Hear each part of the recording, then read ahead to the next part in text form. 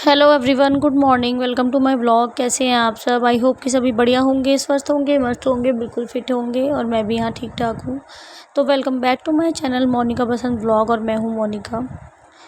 तो आज मैं ना बना रही हूँ चने की दाल। तो मॉर्निंग में ही उठते ही ना सबसे पहले मैंने जो चने की दाल थी वो चढ़ा दी थी कुकर में। पानी डाल दिया था, हल्दी नमक डाल के मैं इसको रख दूँगी। इतने में झाड़ू पोछा करूँगी तो दाल उबल जाएगी, क्योंकि चने की दाल थोड़ा उबलने में थोड़ा सा टाइम उसको ज़्यादा लगेगा, इसलिए मैं पहले ही बॉईल कर लेती हूँ। तो फिर मैं नहा धो के ना आ गई थी किचन में सारा काम करके क्लीनिंग का। तो अब मैं छौंक दूँगी इसको फटाफट। तो यहाँ पे ना मैंने घी डाला है कढ़ाई में और डाला है जीरा, और उसमें मैंने डाला है चॉप किया हुआ प्याज। इसको अच्छी तरह भून लेंगे और फिर लहसुन अदरक का पेस्ट डाल देंगे और फिर इसमें मसाले ऐड करेंगे।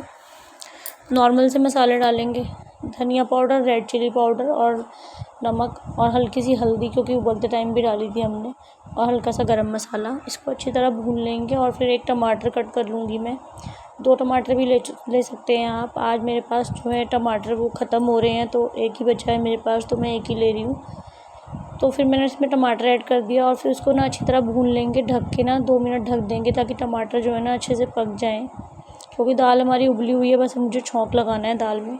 और ये वाली दाल ना मेरे हस्बैंड की फ़ेवरेट है, उनको ये वाली दाल बहुत पसंद है। सिर्फ़ चने की दाल पसंद है उनको, मतलब और कोई दाल नहीं खाते वो। और ना चने की दाल में कुछ डालने नहीं देते, सिर्फ़ चने की दाल ही खाएंगे और चावल या रोटी।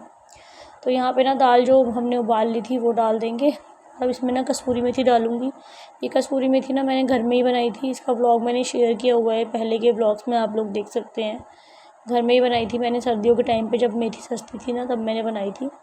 तो बस इसमें अब हरा धनिया ऐड कर देंगे, 2 मिनट चलाएंगे और हमारी दाल बिल्कुल रेडी हो गई है।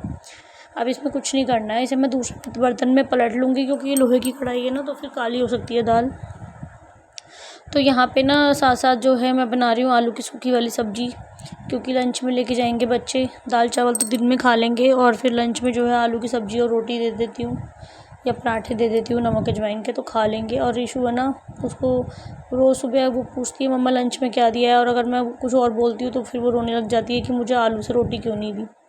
तो फिर मैं ये सब्ज़ी ना डेली बना लेती हूँ थोड़ी सी उसके लिए, और इनके पापा को भी अच्छी लगती है, हम लोग भी ले लेते हैं थोड़ी थोड़ी दाल चावल वगैरह के साथ। तो वही बना रही हूँ मैं, सब्ज़ी बन रही है, इतने में अपना पानी भी पीती जा रही हूँ साथ साथ मॉर्निंग का, क्योंकि अगर मैं अभी पानी नहीं पीऊँगी ना तो फिर पूरे दिन जो है मैं भूल जाती हूँ काम में।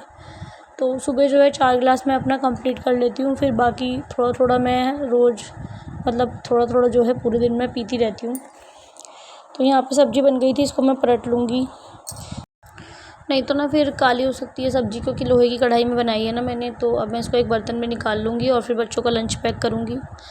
और बस सुबह सुबह ना बस टाइम नहीं होता मॉर्निंग में, बस ये रहता है जल्दी से जल्दी बच्चों का लंच पैक हो और बच्चों को स्कूल छोड़ के आऊँ, क्योंकि जब तक ये घर पे रहते हैं तब तक मैं कुछ काम नहीं कर पाती। अगर मैं इनको स्कूल छोड़ के आ जाती हूँ तब जाके मुझे जो है अपना कुछ काम करने के लिए टाइम मिलता है।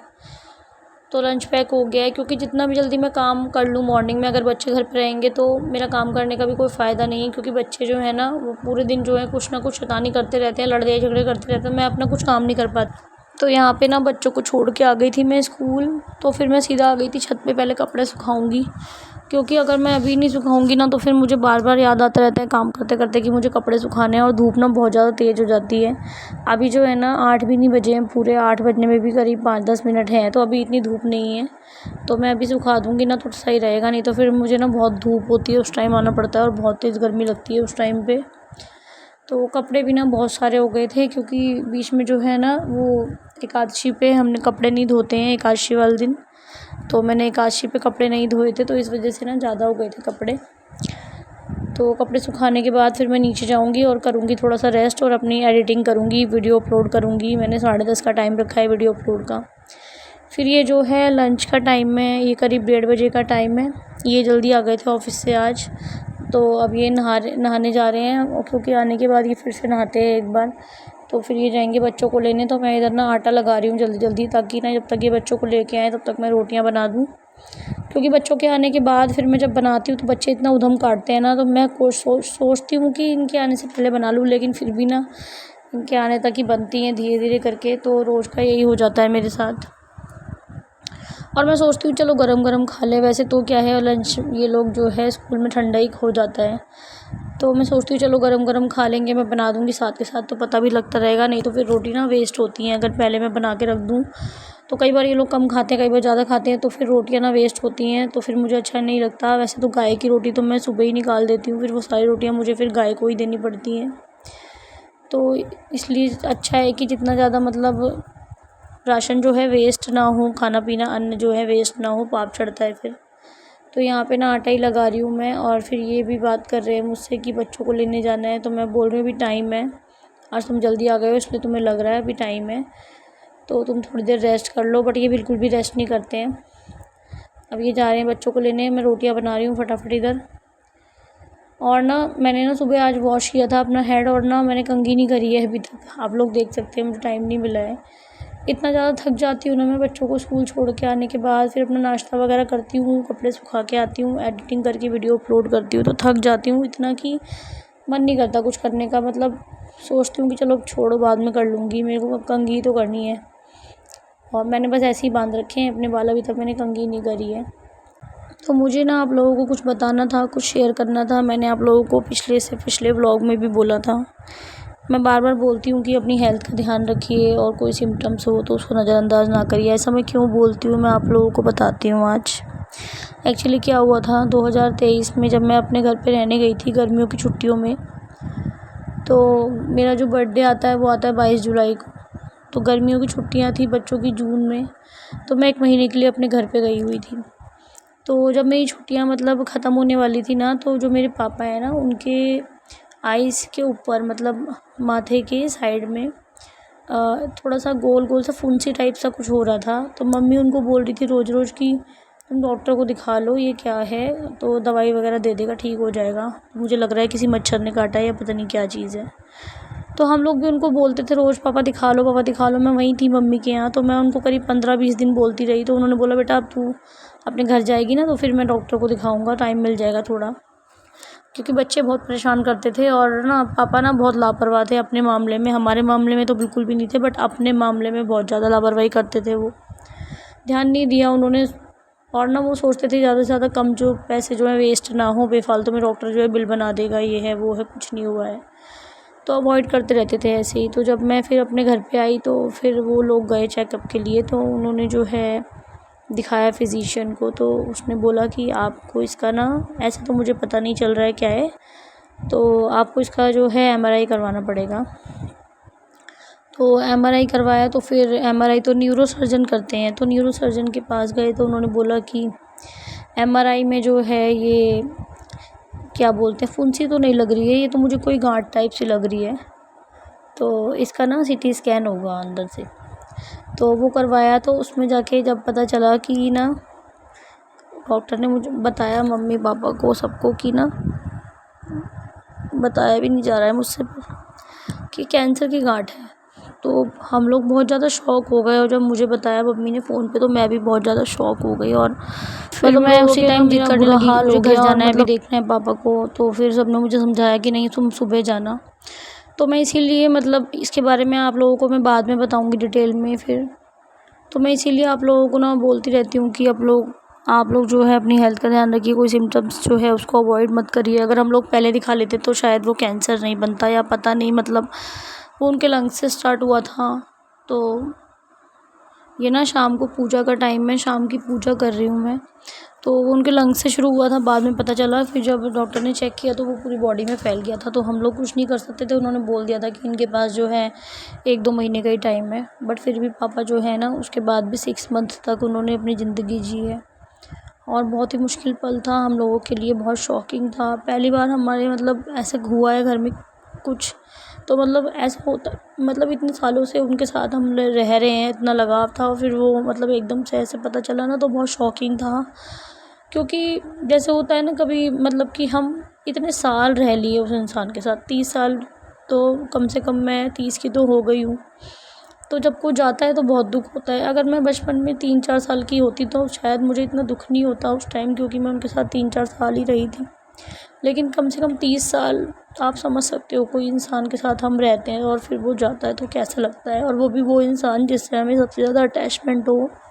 तो मैं ज़्यादा बता नहीं पाऊँगी अभी आप लोगों को इस बारे में। मैं आप लोगों से ये बातें शेयर करूँगी, लाइव आऊँगी किसी दिन, बताऊँगी सब कुछ अच्छे से।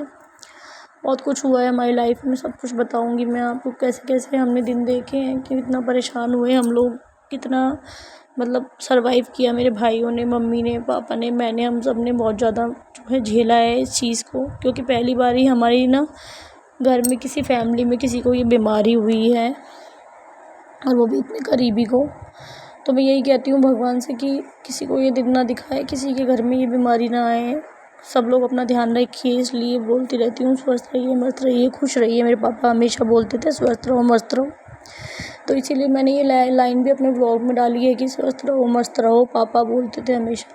तो भगवान से हमेशा यही प्रार्थना करती हूँ कि किसी को ये दिन ना दिखाए भगवान, कभी किसी के घर में ये बीमारी ना आए, और सबके माँ बापों की लंबी उम्र करे। तो ये शाम की आरती पूजा का टाइम है मेरा, इस टाइम मैं पूजा करती हूँ। तो शाम को ना पूजा कर रही हूँ मैं, और ना अभी हमें कहीं जाना है।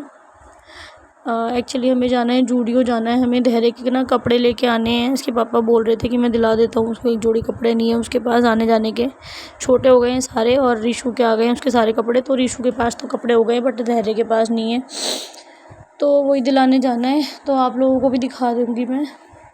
और इसके बारे में ना अब मैं सोच रही हूँ 2-3 दिन में लाइव आके ना आप लोगों को बताती हूँ सब कुछ अच्छे से, और बात भी करूँगी आप लोगों से भी। अपने बारे में भी बताइएगा, मैं भी अपने बारे में बताऊँगी। तो हम लोग जो हैं एक दूसरे को जानेंगे, तो तभी हमारी जो है फैमिली बनेगी। एक फैमिली में होता है ना, सब एक दूसरे का साथ देते हैं। तो ये यूट्यूब भी एक फैमिली की तरह है मेरे लिए। मैं यहाँ पर सब कुछ शेयर करूँगी जो भी मेरे मन में होगा। तो फिर ये नीम करोली बाबा से भी तभी मेरा जुड़ाव हुआ है, ये भी मुझे तभी मिले हैं, उसी टाइम की बात है। सब कुछ मैं आपको बताऊंगी, और इनके तो बहुत ज़्यादा चमत्कार हुए हैं मेरी लाइफ में, उसके बारे में भी मैं आपको बताऊंगी कि क्या क्या चमत्कार हुए हैं मेरे साथ, और क्या क्या मुझे मतलब मिला है इनसे मिलके। बहुत ही प्यारे हैं ये, बहुत ही अच्छे हैं, बहुत ही दयालु हैं।